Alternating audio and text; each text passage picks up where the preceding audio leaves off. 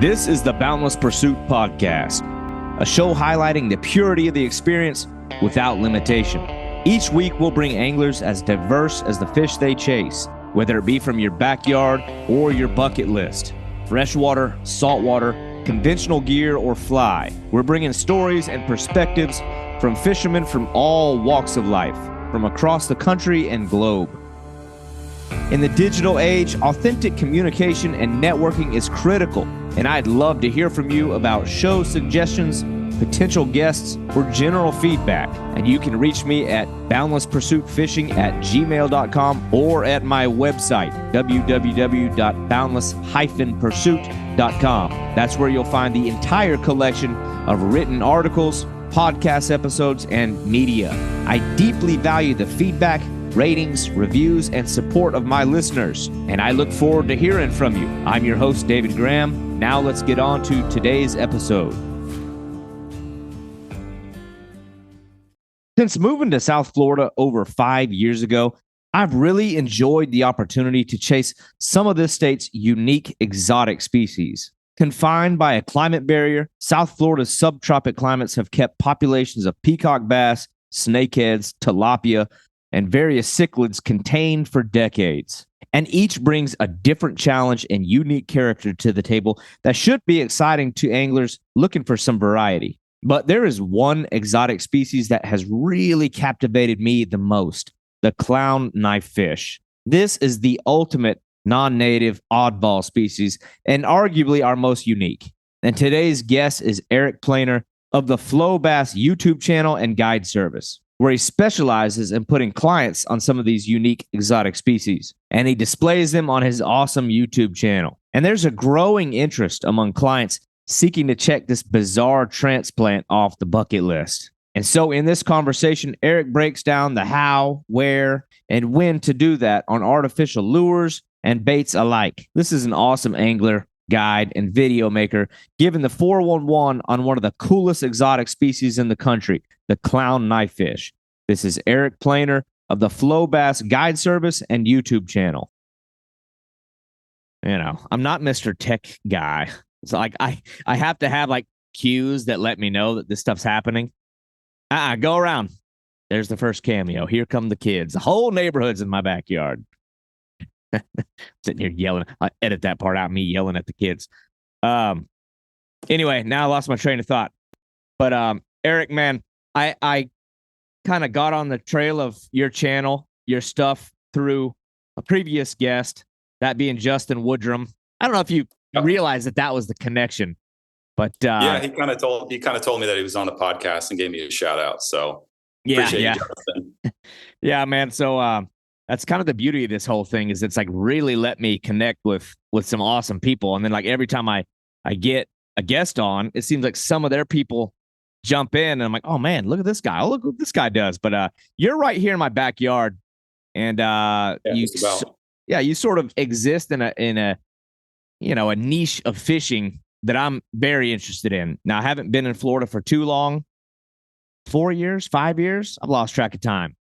But you're almost a Floridian. You're honorary Floridian. I got a ways to go. But you and him were out doing the snakehead thing. And now snakehead's been kind of a recurring theme on this podcast. I can't help it. I'm all about the snakeheads. I'm all about the exotic species. But in scrolling through your page, I saw that, not only are you fishing for these things, you're also guiding for them. So I'm like, that adds a unique layer to this, because you're like an ambassador of sorts. You know what I mean? You're leading people to these fish. You're promoting these fish. I don't know if technically it makes you a professional at fishing for them. But yeah, I would use that term loosely, but absolutely, Well, the one that catches my eye, and I've caught them, but I feel like it's, in my opinion, it's like I go between snakeheads and these clown knifefish are like the two exotics in the state that have got me like captivated. But the clown knifefish is the one that really stands out. And so I'm kind of interested in how you got on the trail of that species of fish from the standpoint of guiding. Like, what is the interest level? and the people that are reaching out to you year over year, wanting to come fish with you, how many of them are interested in these clown knifefish? I want to talk about these clown knifefish. Yeah, they're such a unique fish. I don't know, man. There's a lot of adjectives you can use to describe them. I mean, they're like ninjas. Some people say they're secretive. But yeah, so they're really interesting. They do a lot of unique things. And the reason that the snakeheads are a little more prevalent in people's thought processes is because they're a little more spread out across the state, where these clown knifefish, you really only find them in a few bodies of water. I mean, they're in some interconnecting systems, but for the most part, I mean, there's one place to go. And I mean, that's, it's no secret. It's the Lake Ida Osborne chain. That's where they're just centralized. And like, if you want to go out and catch these things, that's where you go. But in terms of, interest level with clients and just anglers in general, it definitely not as much as the snakeheads, I would say. I think they're a cooler fish than snakeheads, just from all the weird stuff that they do and how they're shaped and everything. But, just because of that kind of smaller range, I think that's why they're not really on so many people's radar. But I mean, they do all the right things that fish do when you hook them, and they should be on people's radar. Yeah. Well, I think that the sort of elephant in the room is the fact that, like so many of these fish, when we talk about snakeheads, I'm sure we'll talk about peacock bass, which is maybe viewed in a different light. But when you talk snakeheads and you talk clown knifefish, it's like, oh, wait a minute. Whoa, what are you talking about? Like, these are invasive species. These are harmful fish. But you keep saying that they're more like confined to one area. But there's also this perception that they have the propensity to take over, to push out native fish, to proliferate out of control. I guess the things that need to be asked is like, one, where did they come from? How long have they been here? And like, what's stopping them from taking over all of Florida? Because it's like, some people listening from other places can be like, well, y'all are condoning these non-native fish that should be eradicated and killed. So I want to know like where your mind's at with that. But there's some education that needs to be established first of, those kinds of things, like where they come from, all of that. Right. Yeah. I just want to preference to everybody that I'm not a biologist. Like, all of my findings are merely through observation only. So, plus, I've spent countless hours on the water. I've caught hundreds of these things. So that's where all my, basis is coming from. So I just wanted to preference that for everybody. But yeah, I mean, I feel like I have a pretty good idea of what's going on for the most part. In terms of like when they started showing up, that's kind of up in the air because there's no documentation whatsoever. I've even reached out to FWC to ask them like, hey, have you guys done any studies or anything like that? Is there like a first reported case? And FWC is really weird when it comes to invasive species, snakeheads in general, and these clowns. They literally have sent me an email that says like, sorry, we decline to answer your questions. That's weird. Like, what? Like, okay, I'm just trying to get some more information, and they're just not being helpful. So, with the snakeheads, I do know that they are doing a little bit of research, but it's not a lot, and they certainly haven't published anything. Yeah.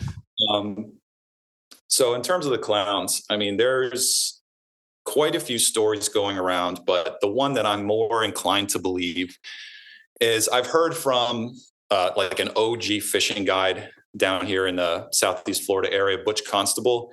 He's claimed that in like the mid to late 90s is when he first started boating those things. He's been guiding out on that chain for forever. He's the original guy. And so that's kind of what he said. Whether that's true or not, I mean, I don't know, but for sure, like what's been documented with, people actually catching these and posting them on social media is, after Hurricane Wilma, which I have in my notes here, was October 5th, 2005 is when we had Hurricane Wilma.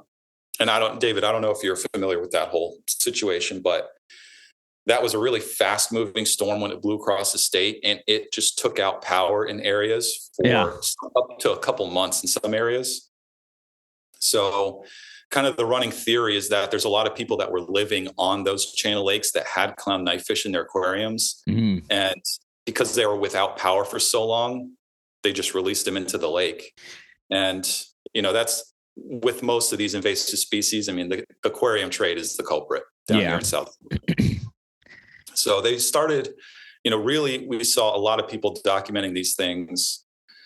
Shortly after that, 3 to 5 years after Hurricane Wilma came through is when we really started to see a lot more people consistently catching these things. And, they didn't really pop on my radar until like 6 or 7 years ago is when I really started gaining interest in them. And kind of after the whole, invasive craze of the snakeheads was like dying down, and just people got more educated, myself included. That's when I started looking at these other different species, and these things can grow up to in the teens when we're talking about size and poundage, and that's like, why would you not want to try and chase down one of those things? Yeah, that was one of the first ones I wanted to see when I got here, because you go down that rabbit hole, and it's like I think the snakehead may be more exciting just if you're. I think it's the blow up with the snakeheads. It's the way they approach a lure. Maybe it's a little bit more visually stimulating. Like, there's nothing better than a fish blowing up on a top of water, especially like when the snakeheads are spawning and they're guarding fry. I mean, they will fully like launch themselves out of the air to crush a swim bait or a frog. It's insane. Yeah, and it may just be my ignorance or inexperience speaking, but like I found like the snakeheads, like I could pattern them pretty quickly, but for whatever reason, like the clown knifefish, I can't catch them on a lure to save my life, and I know you have, so that side of it I'm very curious about. But I can come across them rolling, and I know they're there because they have that habit of I don't know if they're bimodal breathers or whatever, like a gar, or a tarpon, or whatever. Like I don't know what the purpose of them rolling is, but it's like that they're there. Sometimes in big numbers. Dude, I'm telling you, I've gone there with little paddle tails. I'm gone there with hard plastics, soft plastics, everything, casting all in and around them. And I'm like, what is like the determining factor whether they want to bite or not? Is it low light conditions? Oh, it's too sunny. Bluebird days, they don't want to bite. Like I haven't done it yet. I haven't pulled it off. I think I just give up too easy. We'll have to get you on the boat and check off that box for sure. I have no shame in saying that I just throw live bait at them. I'm throwing shiners at them. Yeah, but that's perfectly fine. I mean, that's how I caught my first one, which is a pretty interesting story, I guess, at least in my mind, because I was so amped up. But yeah, in terms of feeding these fish, it took me a while to kind of figure them out as well. And but their feeding patterns are really weird. Like it's so strange. You will just be around them, just like you said. You'll see them roll. They're actually facultative air breathers, so they're like tarpon. They don't need to come up and roll, but they just it supplements their O2 intake.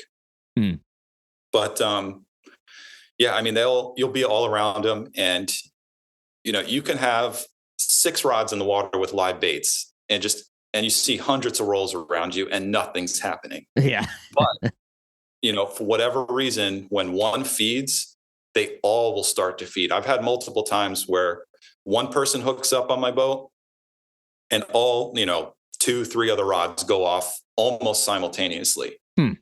Really, really interesting. And I don't know, like when you catch them and you're holding them, you'll actually feel those fish drum.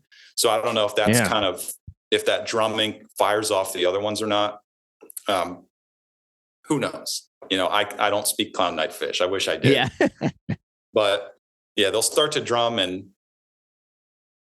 so it's nuts. But you kind of, when you're fishing artificial with those things, you kind of just have to be patient and grind it out, because you will, especially if they're rolling, they will eventually eat. Now, when I typically start my trips out on the lake, I will catch quite a few first thing in the morning, low light situations, and then vice versa, late in the afternoon. When that sun's setting, the golden hour is really great too. Oh, And, okay. your chances of getting a bite are pretty high. But then I've had bluebird sky days where they just feed all throughout the day, no matter what. Like you can go from spot to spot to spot, catch a few, go to the next spot, catch a few, and just go, you can almost pattern them off of certain pieces of structure or depth Hmm. throughout the whole lake system. Once you kind of figure out where most of them are wanting to hold, you can just do that on those days and, have a kick-ass day on the water. Yeah, because my only observations of them, like real that really got me curious, was I'd spent some time over there.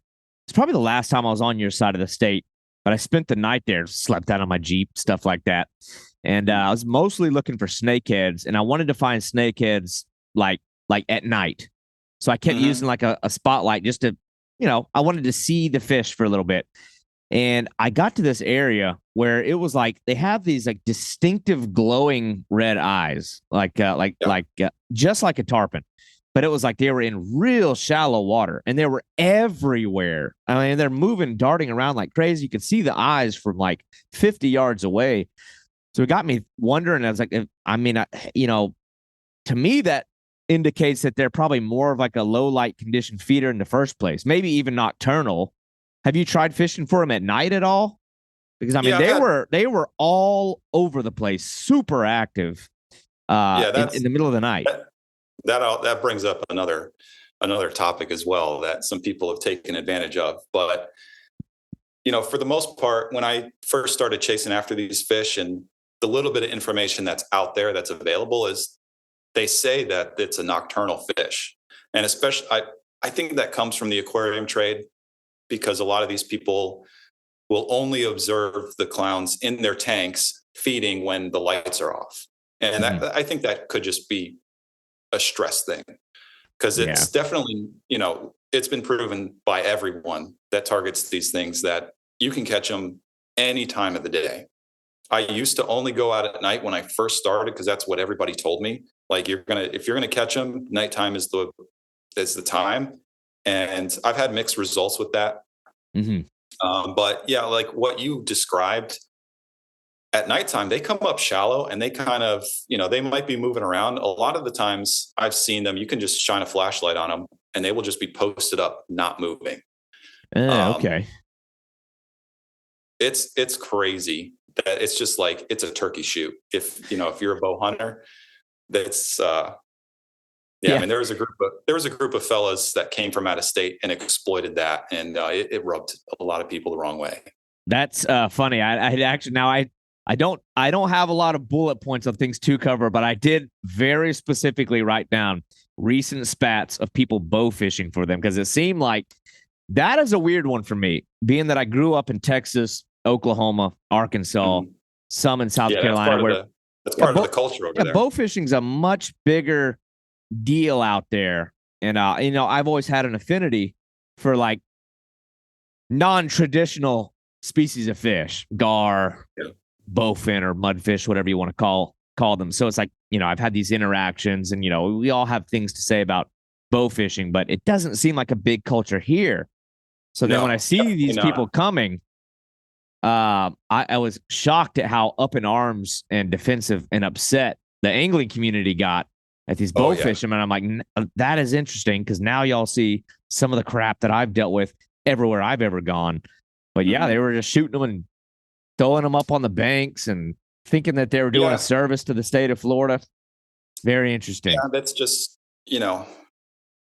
I understand probably where their mindset was. These group of individuals, because and obviously, or honestly, they're not doing anything wrong. I mean, they can harvest as many clown knifefish as they want. They're not breaking any laws. They are Mhm. an invasive species at the end of the day. Or, I don't like to use the word invasive. It's more, I like to use introduced, because Yeah. to me, like invasive means they Or just made their way. non-native. Yeah, or But non-native. That's another way to put it. Um, yeah, the 3 or 4 gentlemen that most recently caused up caused a big storm of hatred. I mean, they were here. I don't know if they fished more than one night, but 100% it was, obviously no less than one. And judging by the photos, I mean, they cleaned house. They must have taken, the three of them must have taken over 100 clown knifefish in, a few hours. And that's just, it's funny because they, like what you observed, they go shallow and they're gigantic. They're like, it's gigantic dinner plate. How can you miss when you go and attempt to shoot them with a bow? But it's just it's not part of the culture here. And I don't know if they were ready for the backlash that they received. I mean, it was literally the next day. And I think the backlash caused them to leave and they didn't stay a second night because it was bad. We're not the people that are, raised down here. We don't practice that. So it's a huge culture shock. Yeah. And yeah, I mean, it's especially with the guides, a lot of guides were upset because, our mindset is like, well, why would you remove the resource that literally puts money in your pocket? And that's kind of my thinking. I don't hate the guys for what they did at all. I mean, they were well within their legal rights. They bought fishing licenses. They came down here and, practiced their constitutional rights, So, I mean, it's not, I don't have any hatred towards them, but wow, it was, and I'm a little embarrassed because like part of the South Florida angling community, they issued those guys some death threats, which I think that's just overboard. Yeah. So, it's a little embarrassing to be, part of that community that would stoop so low as to do something like that. But well, you're always going to have like extreme takes on either side. That topic's come up a few times. I tend to be a little bit more, towards the center instead of like taking up arms and be like, ban it. It should be illegal. But it's, it's when it's justifiable in that, like you're utilizing the fish, eating it. I don't know, utilizing the body rather than strewing it across the ground, leaving them at boat ramps, leaving them on the bank. That's when it's like, now we're getting weird here because, when the idea is that I'm doing this for conservation, I'm a vigilante conservationist and I'm here to rescue you. Well, first you need to establish the fact this is beyond rescue. That's the things like I think even want to be rescued. You gotta ask that question. Yeah, well, I think first people need to come to the acceptance that snakeheads and clown knifefish will never be gone. It can't happen. There's no way. You can't. It can't be done without being done at the expense of everything else. So once you have established that unavoidable fact, the only thing that's left is acceptance. All right, the only course of action left is coping, adapting, utilizing, which obviously y'all have done. But the bow fishing side, I remember seeing that post. I was like, oh, I wonder if he's encountered any of that. I don't like to turn it into the bow fishing bashing deal. No, not at all. It's like, it's like everything else. Yeah, if they'd have taken him and eaten him, it's like we wouldn't even have him be down here. Yeah. When they're utilized, it's like, well, we can't get upset when people are utilizing the resource, but it's, what I saw was fish laying in the bushes, corpses strewn across the grass, which is, that struck a nerve with me big time. Yeah, it's a sanitary issue as well, because then it starts to attract pests. It's just unsightly. It smells. And now you got all kinds of, it just sets off a chain reaction that just makes everything unpleasant for everybody. Most of those areas are pretty residential. Yeah, the last thing I want is when I'm, walking the bank, if I'm doing a foot mission for snakeheads, I don't want to be smelling dead snakehead at all. It's like, respect for your fellow angler, for your community. So, absolutely no problem. If someone wants to keep clown knifefish or snakehead, like, great, go for it. But, if you're not going to utilize the fish, at least dispose of it at home, however you will. But just don't leave them on the bank. I mean, that's just, you're disrespecting not only yourself, but everybody else. No one wants to. Now, your experience with clown knifefish, when did you catch the first one? And like, was it on accident? or was it like, I know that they're here, I'm trying to catch them? Like when did you first encounter one of these things? Yeah, it was kind of an accident because so the way that day started was it was I had a lot of time off from my previous job, and I I had already kind of set in motion, you know, the wheels of progress to start my guide business. Hmm. And I knew that, my first thought was originally that I was going to make Lake Ida and Lake Osborne kind of one of my mainstays and one of the areas that I wanted to fish. So I wanted to figure that place out and kind of just get a lay of the land. And this was, I want to say like 6 years ago. And of course, what was on my mind was the clown knifefish for sure. Like I wanted to figure out what makes those things tick so I can, because not a lot of people actually request to catch those. I mean, there's some guides that are known for it, and a Yeah. lot of people they book them direct, which is fine. That's, my hat goes off to them for creating that business model because that's awesome. So, I still wanted to catch a clown knifefish just to check it off the list and, have it as like a bonus bycatch for when I do get clients on the boat. So I set off first thing in the morning. I was stressing about catching bait because, for on that system, if you're not throwing the native forage, which is threadfin shad, I mean, you could be in for a pretty rough day. I mean, those Yeah. fish, every fish on that lake, whether it's the clowns, the peacocks, largemouth, the hybrid bass, they are so keyed in on the shad, it's not even funny. Okay. So not having that in your arsenal, you could have a pretty rough day on the water. So, fortunately, I was able to bait up. The bait was in abundance that day.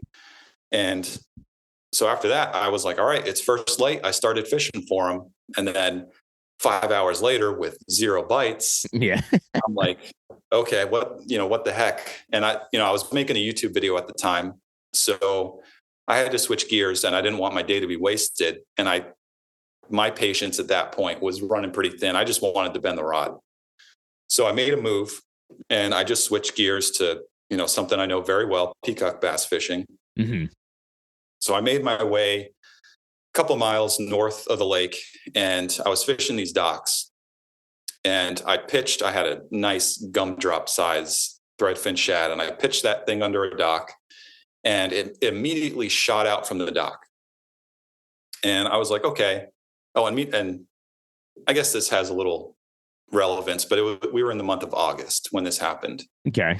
So, and the clown knifefish, they're kind of wrapping up their spawning. They like to do that during the summertime months. I didn't know that at the time. Just through fishing is when I finally learned that. So shad shoots out from under the dock, and I figured something chased it right out of there. A couple seconds later, I didn't feel the thump because I was live. I was kind of free lining it, but I saw my line jump, and then it immediately started ripping line off of the spool. And I was like, holy cow, this is like, I got something, like this thing's booking it. So give it a few seconds, close the bail, typical reel down, point the rod tip at the fish. And when you feel that pressure, just a nice sweep. And so rod instantly doubles over. I'm using a medium heavy. This thing's doubled over. And I knew I had a good fish on. And then a couple seconds later, it's doing these like really big, slow head shakes. And I was like, this is not a peacock bass. Yeah. So instantly in the back of my mind, I'm like, okay, don't get excited just yet. We don't know what it is. So I'm fighting it for, a few more seconds. And the line starts coming up, like coming straight out of the water. And I knew it was a clown because they are notorious for jumping. Yeah. And so the line rockets up, and this, I weighed it. I know what it weighed after the fact, but this, 8-pound clown was doing somersaults in the air, and, my heart's beating out of my chest. I'm like, this is what I came here for. Uh-huh. It was awesome. And I was trying to net the thing, and these clown knifefish are so crazy because they don't have like your typical like caudal fin, like other fish. Yeah. It's this I don't know the terminology for it, but it's basically this big undulating fin on the bottom of their body. And that allows them to swim forward and backwards. Mm-hmm. So I'm trying to scoop this thing out of the net, and it literally swam backwards out of the net as I'm trying to scoop it. Like, so hilarious. But I think it was harder to get it in the net than it was to actually get it to the boat. But I landed it, and it was pretty surreal. Yeah. Pretty surreal.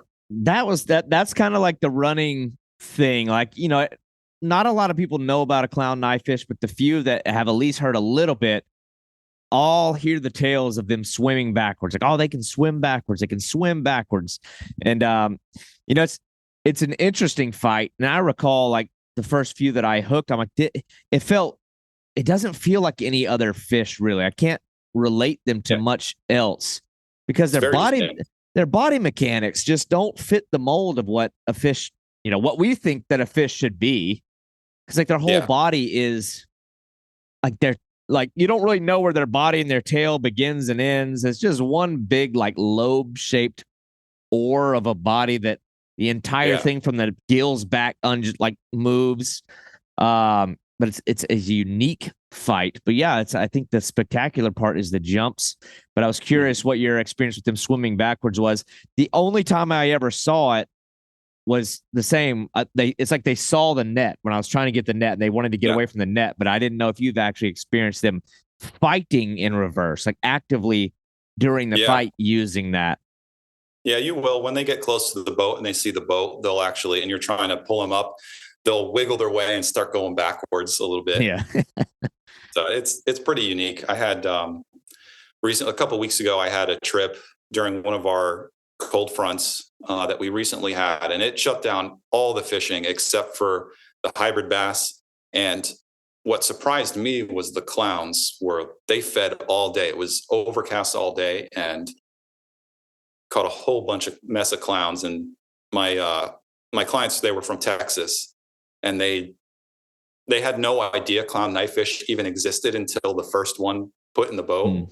And they were pretty amazed at what those fish actually do. And even one of them pointed out, like, is that thing swimming backwards? I was like, yep, they do that.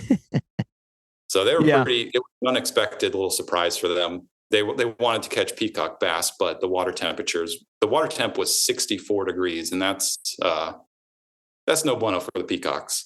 Yeah. Now, I'm kind of like picking your brains here because I have just tried and failed to catch them with lures. But, like, are you using, like, low visibility leaders? Like, are like they like leader shy or line shy or timid type of fish? Because, I mean, I know their eyes are sort of situated. That's the other thing, that the structure of their head is really weird. Like, their eyes are, like, up near the front of their mouth. The mouth is flat, the mouth is very small. Are you using, like, I mean, what kind of gear are you using? I know they have, like, teeth. Even on their tongue, they have, like, teeth. But are you using, like, light tackle? Like, what line class are you using? I mean, are you going pretty, like, light on gear, or what are you throwing at them? I wouldn't think you're using very big lures, being that their mouth's kind of small. And you'd already sort of alluded they eat predominantly, I guess, the little threadfin shad. But, I mean, what's the ideal artificial lure? Something that mimics those shad? Yeah, absolutely. There's quite a few. So, I mean, starting with kind of the tackle that you would want to use, typically what you target bass with, like largemouth, or, if you're a Florida angler, peacocks, you're going to use that same type of rod. When it comes to lures, medium heavy rod, somewhere in the 7-foot range is what I use. Medium heavy with a fast tip. And, line size, I mean, all my rods that we're typically catching, that I run my charters on just in general, I use 10-pound braid and a 20-pound leader. Okay. And so far, I haven't found that those fish are line shy. And really, when it comes down to it, the water in the Ida Osborne chain, it's not really clear. They keep spraying all of the hydrilla and all the grass, so the water just gets dirtier and dirtier. Yeah. So I really don't think they can see the line. They might feel it in some instances, but it hasn't I don't think it's prevented me from getting bites. But I like that 20-pound leader because when you get one of those things in your hand, their jaw is kind of similar to a tarpon, where the actual jaw is very bony and it's just covered with a layer of skin. Yeah. And there's, where it hinges from that fish's mouth, there's a membrane, and that's kind of the ideal place if you're going to, hopefully hook one of these things. That's where you want your hook to end up, is in that membrane between the jaw and the fish's cheek muscles. But in terms of, lures, anything that's like in the 3-inch range. A popular lure down here is the 3-inch paddle tail by NLBN. That works really well. Okay. And I just, anything that imitates a shad is what I'm using. So white, or like a green back with silver belly, something like that. What I like as well is using a swim bait with an underspin. That works really well. That extra vibration and thump. Yeah. I have caught them on crankbaits before. I've deep cranked a few, which is really weird. It's just that rod just loads up, and when they thump a lure, it feels like a tarpon. They suck it in really fast and hard, and so you'll feel a thump, and then the rod just instantly loads up, because when they eat, they take off running like as fast as they could swim. So that's kind of the mainstay. You want like a 3-inch paddle tail, no more than 4 inches. Anything, paddle tail with an underspin, or you can just use a regular jig hook. You can catch them on spinner baits. That's also very viable. Okay. I like spinner baits a lot more between end of May, June, July, August. Spinner baits work good because they're coming up more shallow to spawn in the grass. So you can use that in more grassy areas. Deep cranking them, if you can graph them on those contours in the lake. And then, I've caught them on other stuff too, like chatterbaits. I've caught them on by accident when I'm trying to catch like largemouth. So, you've caught them on all this stuff. I can't catch them. I think my problem is that I just stopped doing it. It'd help if I just tried a little harder. But you definitely got to put in the time. It helps being in the right areas as well. Like I said, the Ida Osborne chain is where those fish are predominantly located. There's a couple connecting canals that you'll find them in, but I don't find that. I think they're just stockpiled in that system because of how much biomass is in there with, the threadfin shad. There's also gizzard shad. Obviously they can't eat one that's this big, but they can eat, the smaller gizzards as well. There's just so much bait. It's ludicrous how much bait is in there. And that's how it can support all those clowns. Yeah. When you get into like the connecting waters and canals and stuff like that, you'll still find them, but definitely not as much. And they are harder to catch in the canals. It's really crazy. That's like one of the weird things with them. Like, you go back to this idea that they can take over, and I think it's sensationalized like headlines. It's an interesting read when you see these articles and stuff about them, because they got it. There's not too many, but they're out there. Right. But it is what I've always thought was so weird when I come over there is like how like very specific the range is on where they live. Mm-hmm. Like that system. I'm like, what is keeping them from going north? What is keeping them from going south? I'm wondering if it's like climate based. I'm wondering if it's like you said, that's where the food is. But that side of it seems interesting to me. They're definitely a tropical fish. Just like peacock bass, they are going to be limited by the climate. Yeah. We kind of brushed over kind of where they came from. Originally, they came from that southeastern Indochina peninsula. Mm-hmm. It consists of Cambodia, Thailand, Laos, Vietnam. There's one other one, Burma. So it's that lobe that's down there, and that's their home range. Obviously, the aquarium trade is what got them to the United States.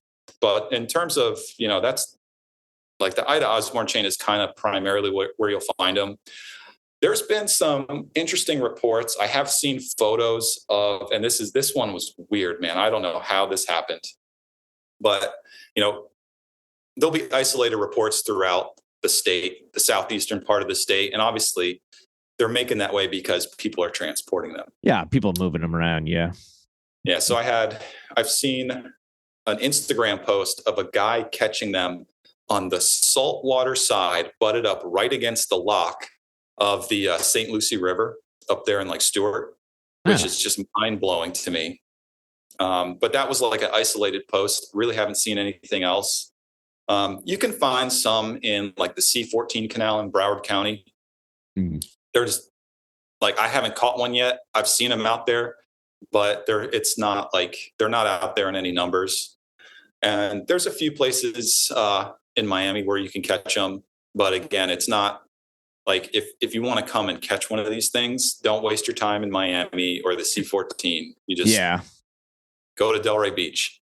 Yeah. And that's basically it. But yeah, I mean, there's going to be a limit. And I think kind of, upper in that Osborne chain going up into West Palm Beach is like the upper limit. You're really not going to see them much farther past that. And that, I think also is that those systems have deep enough water to where, they can kind of stay in that thermocline and find some consistent warm water. But I have seen them in colder climates or colder months. I have seen quite a few floating. So they definitely can't withstand like super cold temperatures for a long period of time.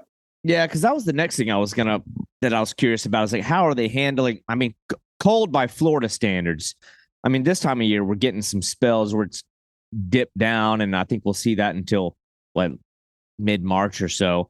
Maybe. I think you're a little bit. You're like on the West Coast and a little farther north than me, right? I actually might be more south. I'm in Naples, so you're equal. But Naples yeah, Naples gets colder than Southeast Florida for whatever reason, but we're like this so far. Knock on wood, this has been a pretty mild winter for us. And I like the cold weather. I was born in New Jersey, so it's still a little bit in my blood. But we, especially now as a full-time guide, I like having more mild winters just because that's my bread and butter is the peacock bass. Yeah. So last year in January, we had 2 back-to-back cold fronts. I mean, the water temps got down into the 50s. I don't know if it touched 49 degrees, but it got so cold.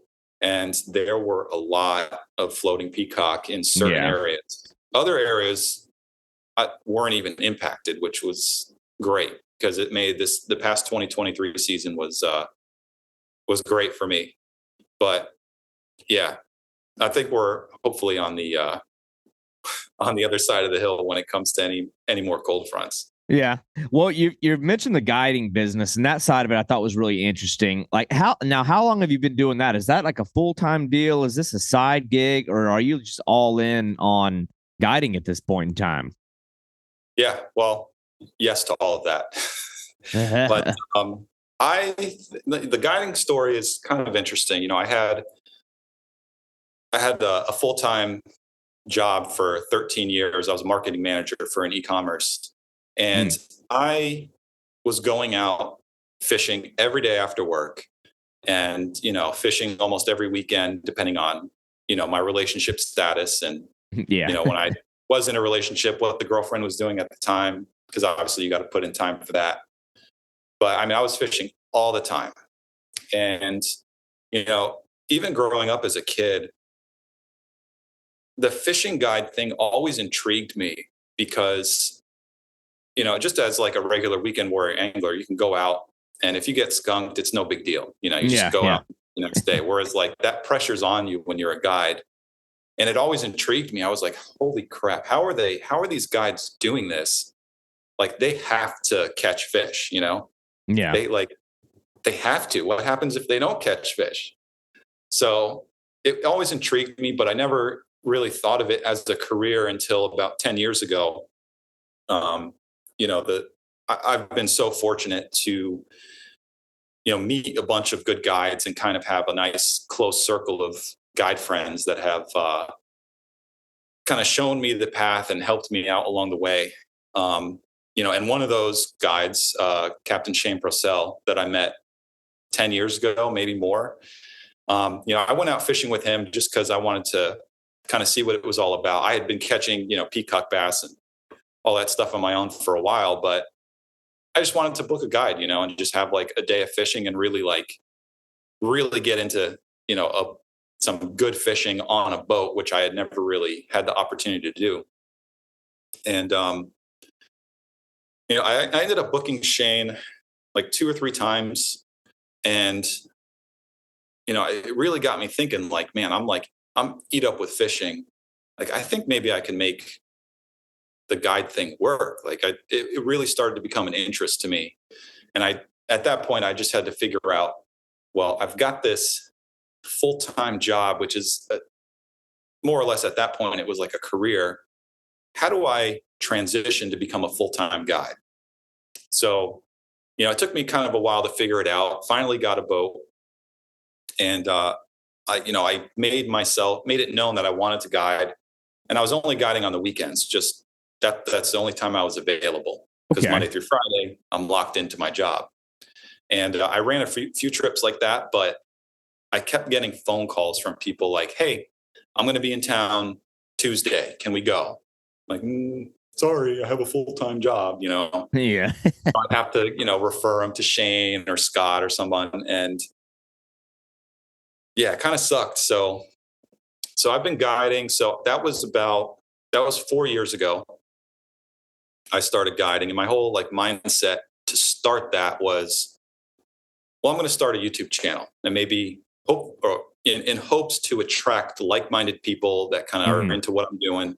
So this way I have an audience to market my business to when I finally do take that leap.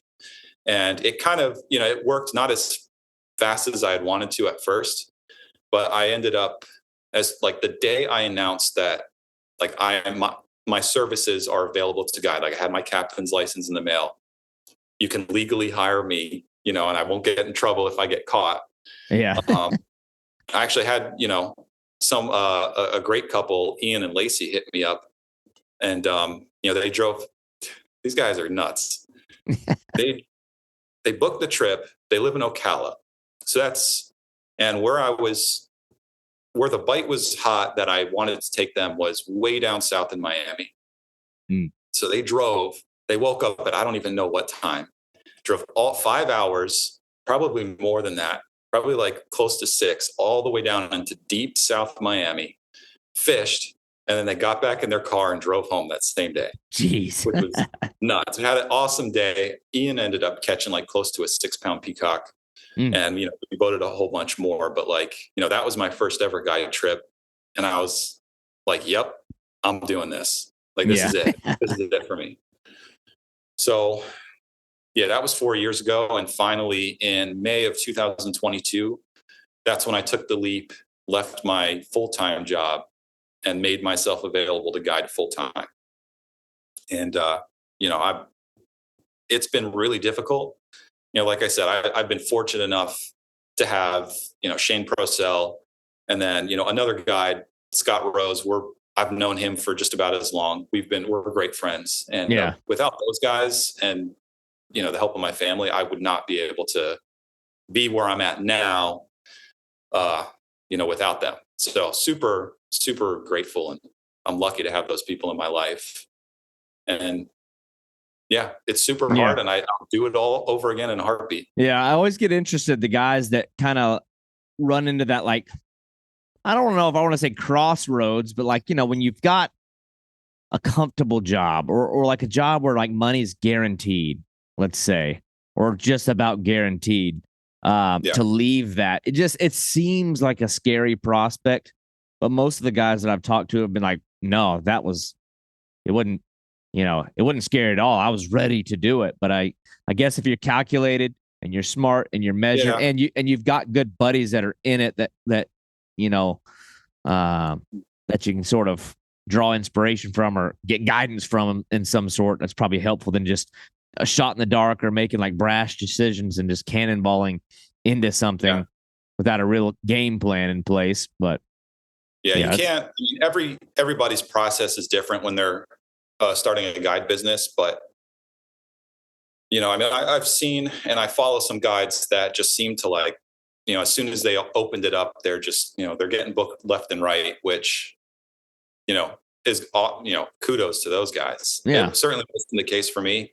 You don't like, I feel like that's how it is for most people, where you don't just like start a Facebook page and then instantly get booked. Like it's, so there's a bit of unknown when it comes to becoming a guide, because you don't know how often you're going to get a trip, when that first trip's even going to come. So yeah, you just got to grind and work hard, and you're like 10 different roles all wrapped up into one person. Yeah. Well, what does a typical day look like? A day on the water with you? What does that, typically look like? I guess it depends on what the customer wants, what kind of fish they want. But what is the experience typically like? Are you looking to like get the slam on, like, let's get a snakehead, a clown knifefish, and a peacock bass? Or some people like, I only want to catch peacock bass, or I only want to catch snakeheads, or I only want big fish? Or you just sort of tailor it to whatever they want, or are most people pretty open-minded, like, let's just go catch some fish? Yeah, yes. Yeah. That's the only way I can answer that. Good to be versatile. Yeah, it all, for the most part, most trips start out, the number one fish that people, are coming down here for is the peacock bass. Yeah, that's what I figured. Yeah. The bulk of my clients, not the bulk, but 100% of my clients are all coming from out of town, which I think is absolutely great. I don't know if I would take any local people. I've had a few horror stories, and even an angler admit something to me. Yeah, I won't say exactly who he did, but you know him anyway. But he gained a lot of spots from a local guide that he booked, and he even told me like, yeah, I booked this guy, and now I have all these great spots. I'm like, oh, geez. Ah, man. And he showed interest in booking me for some peacock bass, and fortunately, I haven't had to turn him down. He hasn't asked me yet, but when that day comes, it's probably going to happen. But yeah, I mean, you got to protect your business. It's my livelihood. So most of the clients, they're coming from out of town, and the phone call typically starts, like, hey, I'm going to be staying here, and we want to go and catch peacock bass. That's, the peacocks are the number one species. And then, I start asking them questions about their fishing experience. And, more often than not, we're going to be using, live shiners, which oddly enough, my 2 upcoming trips I have in a day, they specifically only want to catch lures, and I'm all for it. Like, I think that's awesome. Yeah. I let them know like, hey, it's wintertime in Florida. Not exactly the best time to target a tropical fish from the Amazon, but I've got some tricks up my sleeve. We're going to get it done. And, I just let them know like, hey, you're going to be working for it. And they're like, yep, we want lures. We're good to go. We'll fish all day. No problem. Like, so that's great. And that's how most people get it, that it's fishing, not catching, and you got to put in the work. But that's typically how it starts, is they specifically want a certain species. It's very rare that I actually get anyone that says like, I just want to go fishing. It's pretty rare. And I think that all comes down to the niche that I fit in, like you were mentioning. It is kind of like a niche thing, this like Southeast Florida freshwater deal. But yeah, and then, depending on where the client's staying, like, cause I service everywhere from like Homestead all the way up into West Palm Beach and everything in between. So I can fish anyone throughout that range, which is like something like 100 miles, Yeah. And, which is, again, just comes down to time on the water, and, having like a real tight group of guide friends too, where we're all sharing different, reports and everything. Like, if the fishing's really bad in like one area, we'll kind of let everybody know like, hey, The Everglades right now sucks. We're catching nothing but Oscars, no Mm-hmm. peacocks. So we'll kind of, say, all right, well, give us a heads up when you try this spot or that spot. So that's really helpful to know, because I've had some days where I've been let down by some of the invasive Oscars out there in the glades. Yeah. They're pretty rough, especially right now. They're getting ready to spawn here in the Yeah. next like month or two. So they're just like fired up, and man, especially on a live bait trip, you can go out there and your client pays for 15 dozen shiners, and 10 dozen get gobbled up by these Oscars. Like it's a tough trip, especially when they're expecting like peacocks. So yeah. yeah, that's kind of, it's more species based. And then sometimes I get some clients that want to they'll see some of my posts about doing the like intercoastal stuff and catching the tarpon on the dock lights and snook and whatnot. Okay. So sometimes I'll do one of those trips. Really depends on the angler, because that's angling. That's not just like tossing a bait out and hoping you get lucky, because Right. you got to time the tides right and know how to lead the fish. And it really takes a little more skill, especially because I'm doing that artificial only. Yeah. Yeah. No, now I know the snakehead has been kind of a big one for you lately, just in looking through your YouTube channel, seeing you with Justin.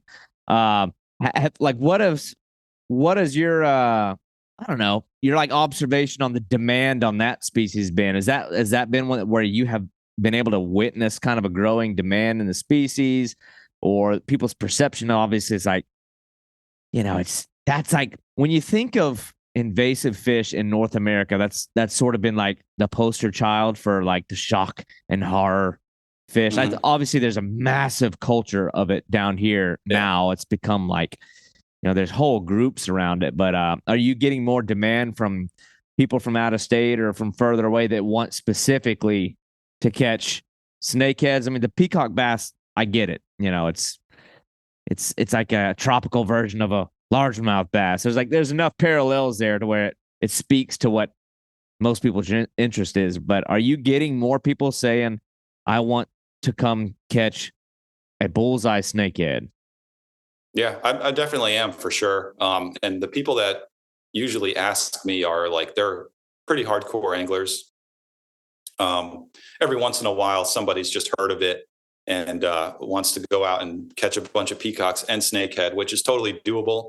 I try and steer them towards one or the other, because there's not too many systems where you can, I don't want to say guarantee, but the likelihood of catching both and in any decent amount of numbers is it's pretty rare. They definitely cross habitat for sure. But what I find that the snakeheads are kind of in very specific areas, and it's a specific type of fishing compared to going after peacocks. But I am getting quite a few people that just want to catch snakeheads, and it's pretty awesome. The peacocks are still, I think that more people are interested in the peacock bass because, I mean, obviously they're not a bass, it's a cichlid, but Right, because it's peacock bass, it gets on more people's radar. And they've been around in the United States, obviously, a lot longer. Since 1984 is when FWC released the first batch into the C100 canal in Miami. And it was like they marketed it pretty well to where they don't have to market it anymore to get people to come into state and take their vacations to target these things.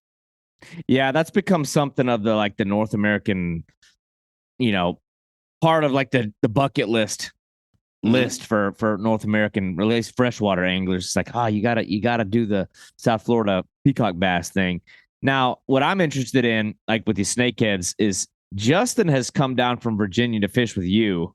Has he reciprocated yet? Have you gone up and done the northern snakehead thing yet? Because now we're talking about the service that you have provided and taken other people fishing. But I'm kind of curious on like what fishing do you do for yourself? Like on your days off, I mean, you're servicing all these people, but when you get to have time to yourself, what is like your fishing? Have you gone up and entertained the northern snakehead thing yet?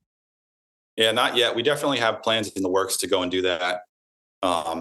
he's got his eye on the tide books because he wants to get like a double tide swing, so we get like the most time on the water possible. Yeah. Which I'm gonna have to take my fish oil pills to keep the joints lubricated because that's gonna be a lot of fishing, man.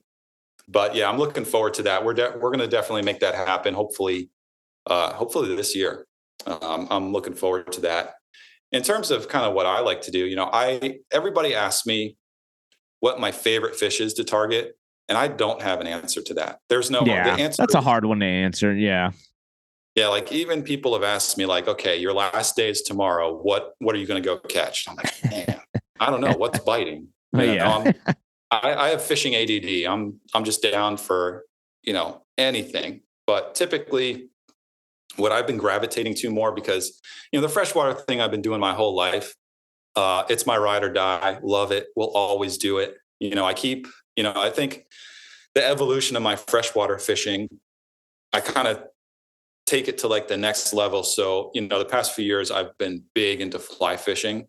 So I've been, the same type of fishing that I do for, bass, peacocks, even snakeheads. I've attempted it a couple times without success, but to toss a fly at them, I mean, that's just like the next like expert level in my opinion. But then, if I'm just going out for a day of fishing, I'm going to try and do like some form of saltwater fishing, go chase after tarpon, go down to Florida Bay, chase after some redfish, or, head into Biscayne Bay, go for permit or bonefish. Yeah. I think the problem is where I live or where we live, there's just so much you can do within a short distance. It's like, oh, do you want to go, me, obviously I'm going to be tossing artificial at them. So I'm a light tackle angler. So it's like, hey, do you want to go target the juvenile Goliath grouper in shallow water and go down to like Everglades City? No problem. Yeah. That's only takes me an hour and a half to get there. Or, it's like right now where the shrimp run just started in Miami. So, hey, do you potentially want to catch 150-pound tarpon? No problem. That's 30 minutes out. It's nuts. The amount of opportunity and angling experiences that are here is it's so amazing. And that's also what I want to eventually open up my guide business to. Is like maybe doing that Everglades City 10,000 Islands trip and offering that to, some repeat clients.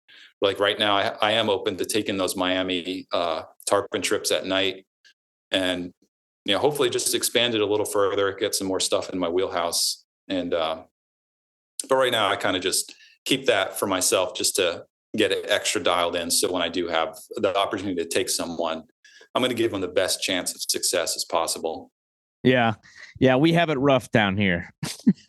It's a good problem to have when you can't decide what kind of fish you want to go chase. But you've mentioned a few times your YouTube channel and starting a YouTube channel and, using that to promote the guide service and just, and that side of things. But what is the channel? Like, where can people find that? What is the YouTube channel? What's the nature of the content? Like, what kind of videos are you doing? Are you pretty regularly posting on there? I know I've watched a few of them and it's good stuff. I haven't been posting as regular as I like to. It's really tapered off. But yeah, I mean, you just go on YouTube and type in Flobass, FLOBASS. I'll pop up. When I first started that channel, I was kind of wanting to, grow it as fast as possible. So I was kind of riding the hype train a little bit of some other YouTube fishermen doing these kind of, I guess you could say gimmicky videos or challenges and things like that. That was, man, we're almost approaching like 10 years ago. Holy cow. But, that was like when I started it that long ago, I knew that eventually the pinnacle of that channel was to market people my, the experiences that I can offer them as a guide. Yeah. So, it started out like that and then just kind of transitioned into just, going out and fishing and kind of showcasing and taking the viewer along in that experience that I'm experiencing. That's kind of where, it's at right now. Every once in a while, I'll just post like a random how-to video if I've got nothing else to do. Like the biggest video on my channel, which maybe I should take the hint and change my channel to this type of content. But I had a duck boat and I bought a brand new Yamaha 25 horsepower tiller motor. Mm-hmm. And the funny part is when you buy one of those motors, it comes in a box. And it's like, well, why don't I do an unboxing video? Like who the heck unboxes a boat motor, Yeah. So I did that, and that thing like a couple weeks ago just surpassed 1 million views. Oh, geez, that's awesome. Yeah, that's every time I do like a boat related video, like a top speed test or how to restore the paint on your outboard, things like that. Like those videos blow up. But I don't have the equity to start producing that type of content over and over on a regular basis. But I'm more interested in being a guide and fishing. So that's I would, if I only made that boat content, I'd be pretty miserable, I think. Yeah. Yeah. If you're not enjoying what you're doing, you just need to stop. But that's awesome. Well, Eric, where else can people find you? Because I know we've mentioned your guide service. And I know a lot of people that are interested in clown knife fish, peacock bass, obviously, snakeheads, but mutual friend Justin's already come down and fished with you. But like, if people want to reach out to you, maybe they're planning on coming this summer, how do they find you? Instagram, personal website. We've already mentioned your YouTube channel, the guide service information. How do they find you? Yeah, I mean, best way to find me, on Facebook and social media, Instagram as well. It's at flow.bass. That's FLO.BASS. I'll come right up. You can probably type in Captain Eric Planer as well. I'll come right up. But yeah, my website's flowbass.com. And I kind of list kind of the gamut of what I do and give you a good idea of what to expect the day out on the water and where I go and what we target. And then, of course, YouTube, Flow Bass, pretty easy to find. And be happy to chat up anybody if you want to shoot me a message and get a better idea of what it's all about and, how I can better tailor a trip to best suit your needs. I'm down for it. That's if anybody's awesome. coming down to target clown knife fish, we're using live bait. Don't expect to catch them on artificial, but I'm happy to give that a shot. But you guys are going to be in for an interesting time, for sure. Yeah, that's a cool one. That's one everybody's got to try to experience. I would dare to say that might be my favorite. I don't know. It's between the snakehead and the clown knife fish, but I think I might put the clown knife fish as like right now. That changes with the moods. My favorite exotic species in the state. But Eric, man, go ahead. Sorry to jump in on you. I was going to say the clown knife. There's a pretty big contrast between catching clown knifes and snakeheads. You've got the snakeheads are going to be more of a visual type of deal, and it's almost, you can think of it as you're hunting that fish. Yeah. Whereas clown knife fish is more your traditional style fishing, might be a little slower paced, but when you hook up, they're acrobatic and so unique. They're crazy looking fish. They're aliens. Yeah. So it's definitely a different experience. It's more like the opportunity to encounter something weird with the clown knife fish, like just to say, oh, look at this unique, different fish that like doesn't fit the cookie mold of what a fish should be. Then the snakehead's more like the exhilaration of the pursuit, I think. But anyway, to each their own. But I've appreciated. Oh yeah. Well, I've appreciated getting you on here, and we don't live too far apart. I mean, I think the next time I plan on coming over there, I thought about coming over there actually on Friday, but now it's looking like I might do something different, maybe some shark fishing or something a little bit more local. But for sure, next time I'm over in your neck of the woods, I'll have to give you a heads up. Who knows? Maybe we can cross paths. You can show me a thing or two. Maybe I can figure out how to catch these freaking clown knife fish on a lure. But I'm down to try. I mean, that's when I typically go out fishing for those things, that's where I'm at. Like, I want to catch them on artificial, and I'm ready to grind it out and get one of those things in the boat on a swim bait or a crankbait or whatever. You know, I don't know if my heart can take watching those things jump with a crankbait flopping around their mouth, but you know, I'm down for it, man. So yeah, if you're coming to my neck of the woods, hit me up. Absolutely. Well, I appreciate your time. I'm going to throw all the links up on the screen here, down in the description. Anybody that's interested in learning more or potentially booking a trip, couldn't recommend you any higher. The stuff that I've seen is awesome. The fish you catch speak for themselves. But Eric, I appreciate your time, man. Yeah, no, thanks for the kind words, man. And I appreciate coming on the podcast. It was a privilege. Yeah, dude. Have a good one. All right. You too, brother. Yeah. Thank you for listening to Boundless Pursuit. Tune in each week as we bring stories and insight from uniquely talented anglers and outdoorsmen. And if you enjoyed this show, I want to hear from you. Be sure to leave a 5-star review, as this is going to drive the growth and exposure of this show. And if you have feedback or guest suggestions, I would love to hear from you. And you can reach me at boundlesspursuitfishing@gmail.com. For all other collections of media and contact information, please visit www.boundless-pursuit.com.